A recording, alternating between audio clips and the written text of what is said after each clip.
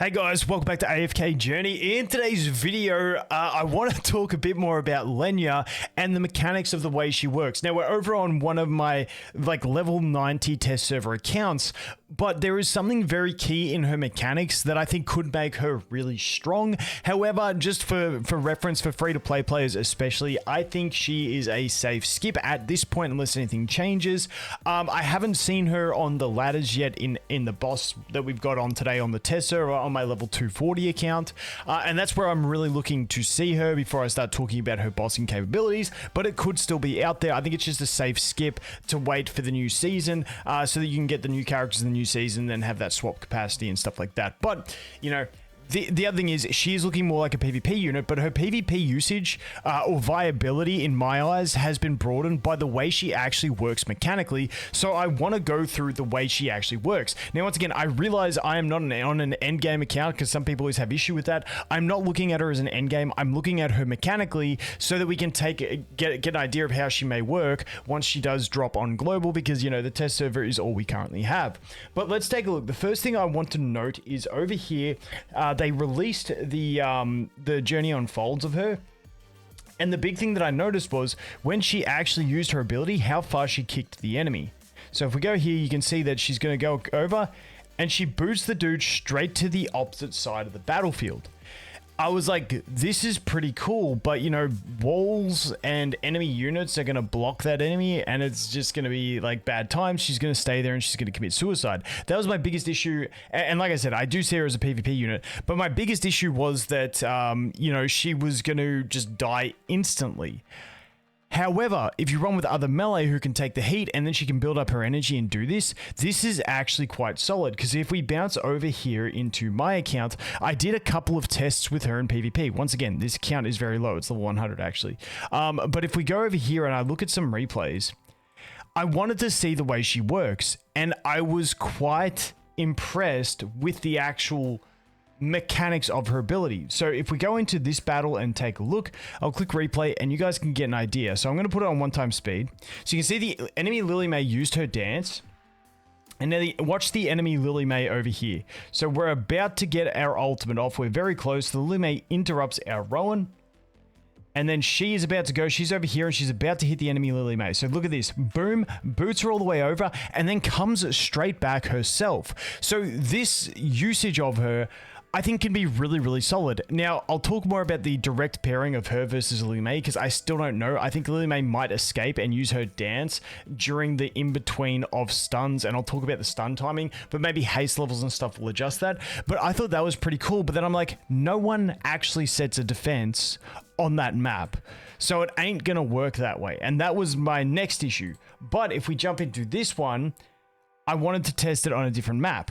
So on this map, now we get an idea of what her actual capabilities are, and I'm thinking she's just going to stay in there and die. Now, if you look at her, her energy is building up. She's at about 75% energy, but if you can see my mouse, look at the Corrin over here. He's in the back corner. He's the one who has dealt the most damage. He's the one she's going to target. She goes and kicks that Corrin. Unfortunately, ult pauses it, but as you can see there, the Corrin goes all the way to the furthest end on our side of the battlefield. So essentially, she's doing a full execution of them, like not execution, but full punting of them towards your side of the battlefield. Now, obviously that enemy was a Corrin, so he just jumped straight back into the fray. But if it's an enemy without that kind of mobility, they are then stuck at your end of the battlefield at the mercy of your units. So that is the big thing where I think she could have some viability.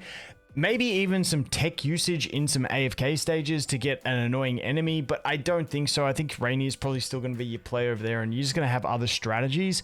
But in general, I was quite impressed with that. So then I wanted to test it against some more Lily Mays, and that was the next thing I wanted to check, was the timing of her stuns with Lily May. Now, unfortunately, we're not going to know this for sure because she doesn't have her exclusive equipment, and when she gets her exclusive equipment and she crits, she's going to do that extra long kick with a 2-second stun, so it will take some extra testing. But let's go over to, not that one, maybe it was one of the ones I lost. Yeah, so let's replay this, for instance, and see. So this is where you can see we're doing the dances. I'm pretty sure this is the right one, and you can watch the enemy Lily May. The Lily May is going to have the most damage. There's just no doubt about it. So we're just waiting for her to charge up. So she's almost at her ultimate. The enemy Lily May interrupts my Rowan. We're going to go ult here. We kick the Lily May. We dive back in. Oh, wait, that one was the weird one, because she's supposed to be invulnerable while she's doing that, I thought. Or maybe she's unaffected. She can still take damage. So she, unfortunately in that one, she died on the traveling. Obviously, we're at low ascension. But basically, maybe it was this one I was looking at. Enemy team with the Lily May. Let's try this one. But yeah, basically, I found that when I tried it, the enemy Lily May was able to exit out of the stun lock. So she'd get the first kick, and then, you know, we'd kick her back to our side. Then we'd hit her again. She'd be stunned, and then she'd break out and straight into her dance.